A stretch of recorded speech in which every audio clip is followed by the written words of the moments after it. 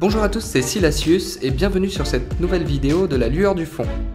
Pour cet épisode qui me tient à cœur, je suis accompagné du très cher Lost Horror. Eh bien, salut Silacius. Spécialiste du cinéma d'horreur. Je dirais plus fan avant tout, mais ça fait plaisir d'être considéré comme tel, alors merci. Qui sera en charge d'étayer les informations de la figure du zombie relative au cinéma. Alors ne perdons pas de temps et rentrons directement dans le vif du sujet.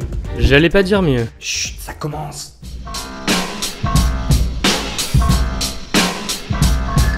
Dans la culture pop, le zombie ou mort-vivant est un corps en décomposition, mort de préférence, qui revient à la vie par le biais de différentes méthodes.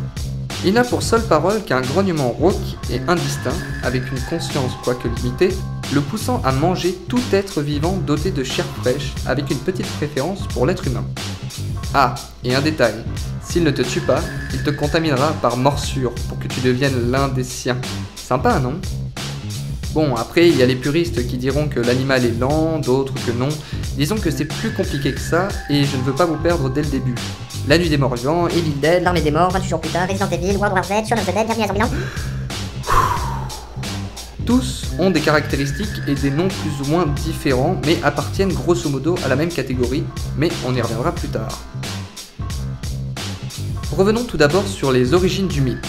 Le mot zombie, ou zombie sans eux, est dans la culture haïtienne un mort réanimé par un sorcier vaudou grâce à des incantations et des potions dites magiques. Bien entendu, ce zombie-là est diamétralement opposé au zombie occidental, car celui-ci n'est pas vraiment mort. En fait, ce qui va se passer, c'est qu'il va choisir ses victimes, généralement des voleurs, violeurs, meurtriers, en gros des nuisibles selon eux. Il va leur injecter une molécule de tétrodoxine qui, une fois sur la peau, va placer la victime dans un état cataleptique, la faisant passer pour morte. En Haïti, le niveau d'insalubrité est extrêmement élevé et les victimes sont généralement enterrées le jour même de leur décès, pour des questions hygiéniques. Le sorcier revient donc la nuit pour déterrer le corps et donner l'antidote à la victime, condamnant celle-ci à l'asservissement le plus total pour des travaux domestiques. Un genre d'esclavage des temps modernes, quoi. L'histoire du zombie haïtien est bien plus complexe, mais elle fera sûrement l'objet d'une vidéo à elle seule, tant le sujet est vaste. Le zombie, ou aussi appelé mort-vivant, est intégré dans l'imaginaire collectif depuis peu, grâce à différentes fictions telles que des films avec l'excellent La Nuit des Morts-Vivants, des livres tels que Guide de survie en territoire zombie ou Culture zombie, ainsi que des jeux vidéo avec la célébrissime saga des Resident Evil et Left 4 Dead. Et cette créature existe dans les croyances depuis bien plus longtemps. Nous pouvons ainsi parler du fantôme au Moyen-Âge comme d'un être revenant à la vie et qui, à cette époque, prenait l'apparence d'un cadavre, contrairement à notre différente vision actuelle entre le fantôme et le zombie. On ne parlera pas non plus du squelette qui, lui, est un zombie en fin de décomposition. Cette idée du zombie au Moyen-Âge, on peut la retrouver dans des peintures du XIVe siècle, après la grande épidémie de peste qui a ravagé toute l'Europe. De nombreuses peintures à cette époque usèrent de cette figure, mais nous allons prendre un exemple pour vous montrer. Dans cette croyance, il n'y a pas de distinction entre fantôme et zombie, et ainsi le fantôme pouvait prendre l'apparence d'un corps en putréfaction. L'origine de cette figure actuelle est liée à la pop culture, comme énoncé précédemment, et notamment dans le cinéma. Et c'est là qu'intervient notre ami Lost Horror.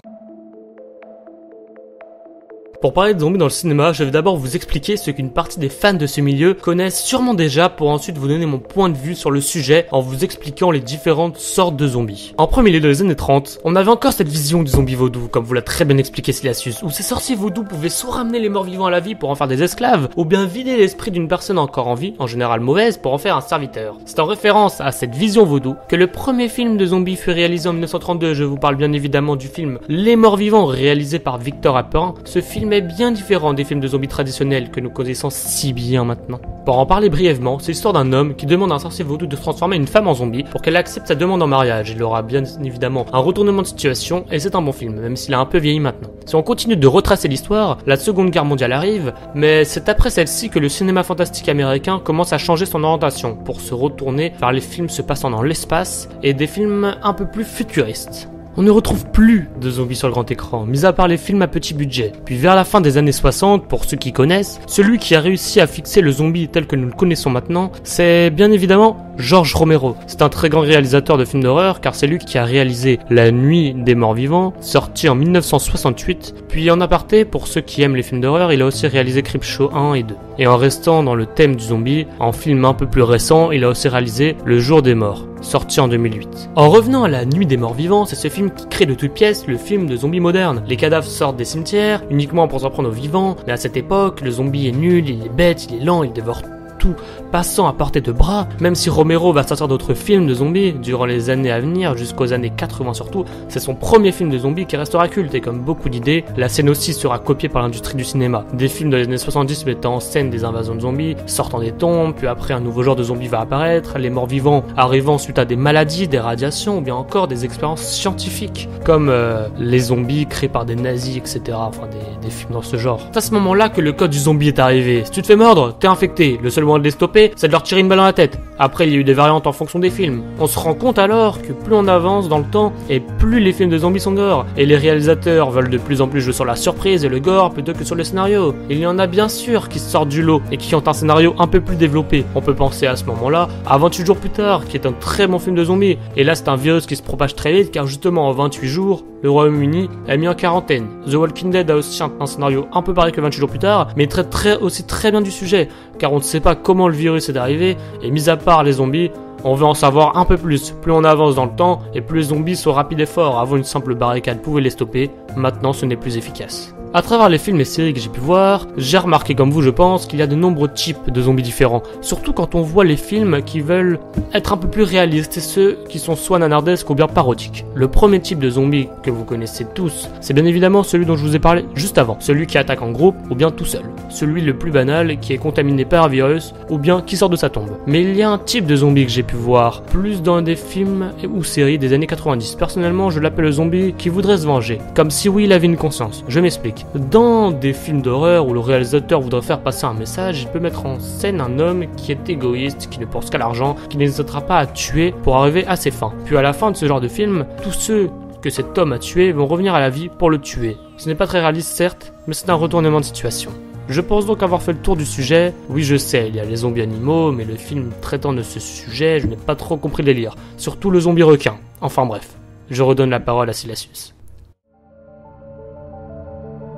De nos jours, le zombie est une créature mythique et il paraît invraisemblable qu'une invasion de zombies puisse survenir et ravager notre civilisation. Pourtant, dans la nature, il existe des dizaines d'insectes, champignons, bactéries entraînant une certaine zombification d'un organisme vivant.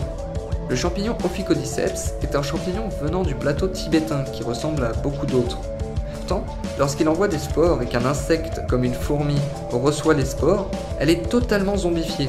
Elle se dirige contre son gré vers les hauteurs de l'arbre afin d'y planter ses mandibules sur une branche et s'y laisser mourir pour que le champignon se développe et ainsi recommence le cycle en optimisant ses chances de contamination. Il existe des milliers de champignons de ce type pour chaque type d'insecte.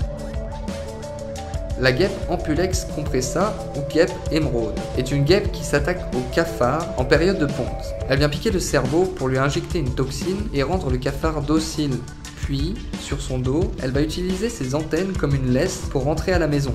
Une fois là-bas, elle lui pond des œufs dans le dos, gestation, éclosion, et le tout en laissant le cafard en vie, bien entendu. Il y a bien d'autres parasites qui s'attaquent au système nerveux pour contrôler un insecte, mais comme ce n'est pas le sujet exact de la vidéo, je vous mets tout en description. Les humains aussi ont leur lot d'étrangeté et de zombification. Et d'ailleurs, aussi amusant que cela puisse paraître, les Américains ont créé une unité spéciale anti-zombie. Le magazine Slate s'est procuré un exemplaire du manuel Conop 8888 qui retrace la marche à suivre en cas d'invasion de zombies. Comment y faire face, aider la population, même les adversaires traditionnels, afin de protéger les non-zombies de cette potentielle attaque. Ce projet, appelé aussi Counter Zombie Dominance, est daté du 30 avril 2011 et répond à un besoin d'entraînement pour les recrues internes de l'armée américaine, afin de répondre à leur adage « Soyez prêts ». En effet, il faut être prêt, car dans les faits divers, on peut trouver une tripotée de cas de cannibalisme et d'assimilation zombie. C'est le cas du zombie de Miami en 2012 qui, après avoir dévoré le visage d'un sans-abri, a reçu de nombreux coups de feu avant de tomber définitivement mort. En 2013, des chercheurs ont trouvé le moyen de créer ce qu'ils appellent une cellule zombie. C'est une cellule morte, mais qui continue à fonctionner. D'après des chercheurs, elle serait même plus performante que la cellule vivante. Plus récemment, un nouveau cas de zombification a fait surface à Bali, un homme résistant à de nombreux coups de feu avant de tomber définitivement mort abattu. Mais jugez par vous-même. Attention, cette séquence ne convient aucunement à un enfant ou à une personne sensible. Si c'est votre cas, passez directement ici.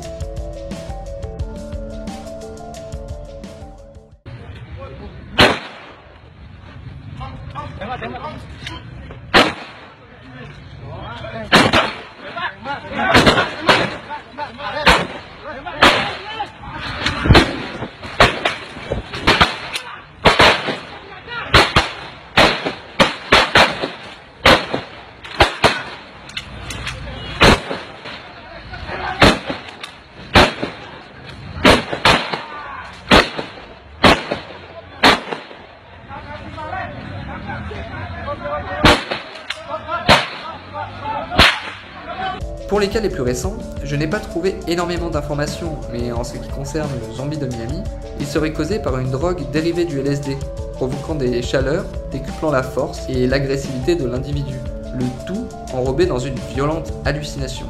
Comme on peut le constater, ces cas de zombification humaine sont dus à des drogues, mais les scientifiques sont formels.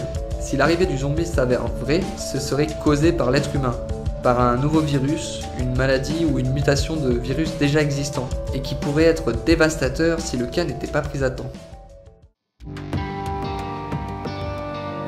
Entre mythe et réalité, le zombie reste une créature qui provoque la peur, l'intérêt et la curiosité, tout en mettant en lumière nos peurs les plus primaires, celles d'être mangé. Toujours est-il que le mystère de la figure du zombie et de son futur reste flou et intriguera encore nombreux d'entre nous. La vidéo est maintenant terminée. Je tenais à remercier Lost Horror qui nous a fait l'honneur de sa présence sur cette vidéo. Tiens, d'ailleurs, parle-nous un peu de ta chaîne, tiens. Déjà pour commencer, merci de m'avoir invité pour cette vidéo. Et avant, je voulais m'excuser aussi pour le retard que je mettais à chaque fois. Sinon, pour en revenir à ma chaîne, je parle d'horreur, et particulièrement de films d'horreur. Mais ça, je pense que ta communauté s'en est déjà doutée. Sauf que j'en parle, du moins j'essaie d'en parler, d'une manière originale et avec un montage imagé. Enfin, des images qui vont dans tous les sens. Mais aussi avec deux personnages que j'ai inventés, dont moi et Tucker, qui lui est un tueur en série. Bien évidemment, c'est la fiction. Mais ça, je vous laisse le voir par vous-même. Et je dessine mes personnages, puis ils changent de visage en fonction de mon humeur. Enfin, vous pourrez aller le voir ça aussi sur ma chaîne. Alors, allez voir sa chaîne au plus vite, elle en vaut vraiment le détour. Quant à nous, on vous dit à la prochaine pour une nouvelle vidéo.